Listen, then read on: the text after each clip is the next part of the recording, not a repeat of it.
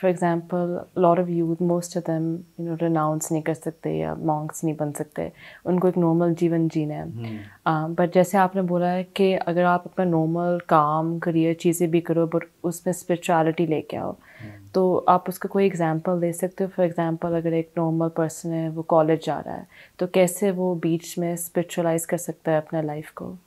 बहुत सिंपल है कि भगवान यही बोलते हैं कि जैसे अर्जुन का एग्जाम्पल बहुत बढ़िया है। अर्जुन को कई लोग बोलते हैं कि अर्जुन को जो शिक्षा मिली थी वो हम उस लेवल पे नहीं है, लेकिन अर्जुन की सिचुएशन देखिए, वो एक क्षत्रिय थे, योद्धा थे, ग्रस्त थे, और उन्होंने जब शिक्षा ली थी तब वो युद्ध की भूमि पे थे। तो वो जब शिक्षाओं को अडॉप्ट कर सकते हैं, वो प्रैक्टिस कर सकते हैं, ऐसे युधिष्ठिर महाराज हैं, भीम है, अर्जुन है, अम्बरीश महाराज, जैसे कई एग्जाम्पल्स श्रीमद् भागवतम में मिलते हैं, जो अपनी डे टू डे लाइफ को प्रैक्टिस करते हुए वो कृष्णा कॉन्शियस को भी प्रैक्टिस कर सकते हैं। हमें पूरे दिन भर प्रैक्टिस करने की ज़रूरत नहीं है। आप ऑफिस जाते हैं, कॉलेज गोइंग है, कॉलेज जाइए, सुबह और शाम का सैंडविच प्रोग्राम, सुबह भगवान का स्मरण कीजिए, हरे कृष्ण मंत्र जपिए, भगवद गीता पढ़िए, अपने ऑफिस का काम कीजिए दिन भर, इवनिंग में आकर फिर से नेक्स्ट जैसे ही घर पहुँचते हैं नॉर्मल लाइफ, वैसे हरे कृष्ण मंत्र जपिए, भगवद गीता पढ़िए, सत्संग में जाइए, तो वो भी आप मेंटेन करते हैं, तब भी आप परफेक्ट बन सकते हैं, जैसे कि अर्जुन परफेक्ट बने थे। बट द प्रॉब्लम इज़ जब आप ये ट्राई भी करते हो, जैसे आपने संसार के बारे में बात करी कि हम लोग बाहर जाते हैं तो द फैक्ट इज़ सारे सेंसेस हम लोग को उसी तरफ लेके जाते हैं जो शायद गलत हो या नेगेटिव हो। और ये आई नो ये क्वेश्चन बहुत लंबा हो सकता है, लेकिन आप अगर इसको शॉर्ट में जवाब दे सकते हैं। एंड ये शायद नारद मुनि की मुझे स्टोरी याद कराता है माया के बारे में, कि कैसे उनने लीला करी और माया को एक्सप्लेन करा। तो आप बता सकते हैं कि माया होती क्या है एग्जैक्टली? देखिए, माया का इल्यूजरी एनर्जी कहते हैं भगवान की, तो उनका काम ही है कि आप इल्यूजन में डालना।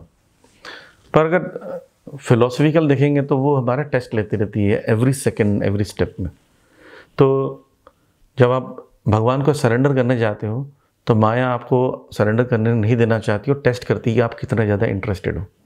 तो अब जैसा नारद मुनि का आपने बताया, तो नारद मुनि ने एक बार ऐसे ही कहा था कि मुझे भगवान आपकी माया देखनी है। भगवान ने कहा नहीं, आप माया देखने लायक नहीं है आपके लिए। फिर भी वो देखना चाहा उन्होंने, तो भगवान बोले ठीक है मैं बताऊँगा, अभी समय आएगा। तो फिर उन्होंने जब कुछ समय के बाद बोले कि मुझे प्यास लगती है, आप जरा मेरे लिए पानी लेकर आओगे। तो नारद मुनि पानी लेने गए, कुछ चलते रहे, काफ़ी किलोमीटर जाने के बाद एक कुआं मिला, तो वहाँ पर देखा सुंदर स्त्री जो है वो पानी भर रही थी। बोले देवी मुझे पानी पिलाएंगे? उन्होंने पानी पिलाया। बोले नारद मुनि आप घर पे आइए, हमारे यहाँ थके होंगे, थोड़ा भोजन करके जाइए। बहुत सुंदर स्त्री, और उन्होंने भोजन खिलाया उनको, बोला विश्राम कर लीजिए, पानी पिलाया, सेवा की, चरणों का संवहन किया, उससे अट्रैक्ट हो गए। फिर उन्होंने कहा कि आप यहाँ कुछ दिन रुक जाइए, आराम से चले जाना। धीरे धीरे वो भूल गए कि मैं क्या करने आया था, पानी लेने आया था, और वहाँ उनसे विवाह किया, कई बच्चे जन्म हुए।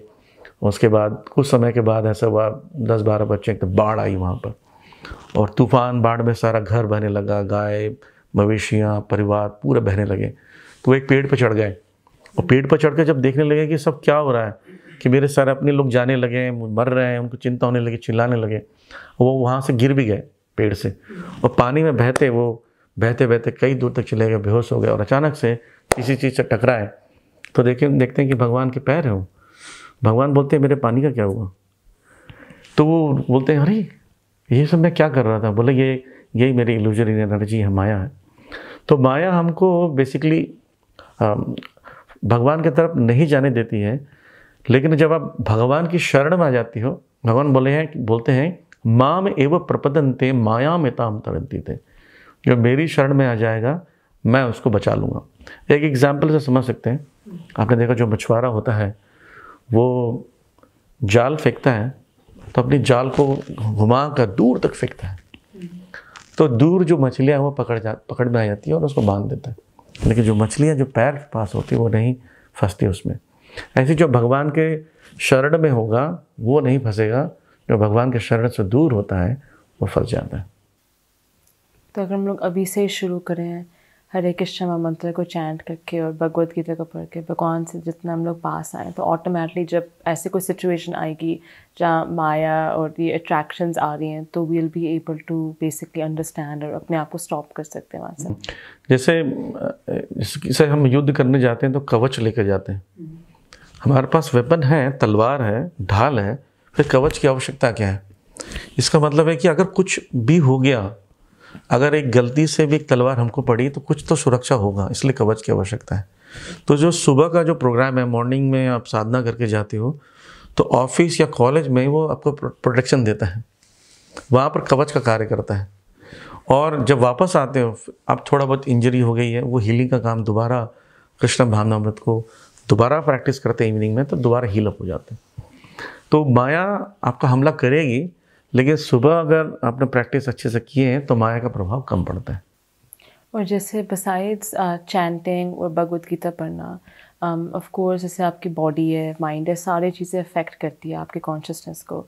तो ऐसे कौन से नियम हैं, कौन सी चीज़ें हैं जो फॉलो करनी चाहिए? फॉर एग्जांपल मेरा पर्सनल एक्सपीरियंस है, जब मैंने अनियन गार्लिक छोड़ा तो यू कैन फील कि आपकी बॉडी में, माइंड में क्लैरिटी आ रही है, एनर्जी आ रही है। तो ऐसे कौन सी चीज़ें हैं जो एक्चुअली हेल्प करती हैं और जो प्रैक्टिकली अगर आप अपने लाइफस्टाइल को ऐसे इम्प्लीमेंट कर सकते हो तो वो हेल्प करेंगी?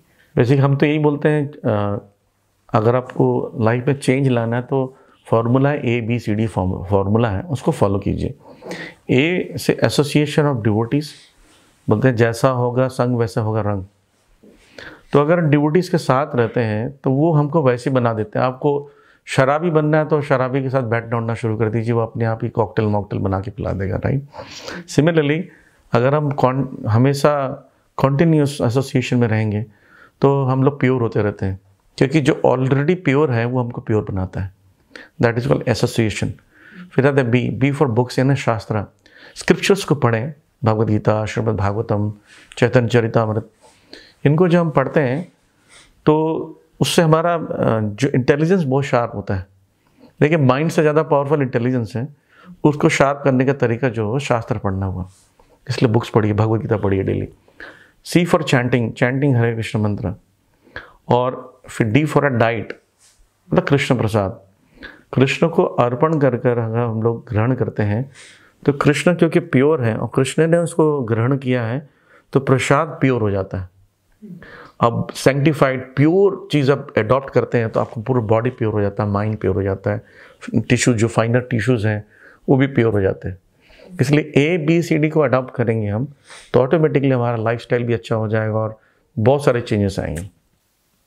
और personally speaking, as a monk आपको कब लगा कि आपको इस पैथ में फॉलो करना है? आपका कब टर्निंग पॉइंट हुआ? लाइक क्या आप इस फैमिली से थे या क्या ऐसा कुछ आपके जीवन में हुआ that urged you to become a monk? हाँ, जैसे मेरी लाइफ में, वैसे मेरी पूरी फैमिली में सब डिवोटीज हैं। मैं लास्ट पर्सन था जो डिवोटी बना। और मुझे भगवान पर तो फेथ था, लेकिन मुझे डिवोटीज पर फेथ नहीं था। मुझे लगता था संसार में सब ढोंग है, सब असली कोई डिवोटी नहीं है। लेकिन फैमिलीज़ को देखता था तो फैमिलीज़ का डिवोशन अच्छा लगता था, उनका भगवान कृष्ण के प्रति, इस इस्कॉन के प्रति है जो फेथ है वो मुझे बहुत अच्छा हेल्प किया। लेकिन जब मैंने इस्कॉन में जब फर्स्ट टाइम गया तो मैंने जब डीटीज़ को देखा और डिवोटीज़ को देखा साथ में, तो इतना अच्छा श्रृंगार किया है। जैसे इस्कॉन में 2 टाइम्स डेली भगवान जी का ड्रेसिंग होता है, होल बॉडी पूरा टर्बन बनाना, पूरा ड्रेसिंग, ज्वेलरीज। कोई भी व्यक्ति 2 टाइम कैसे भगवान का ड्रेसिंग कर सकता है? उसको बहुत डिवोशन चाहिए।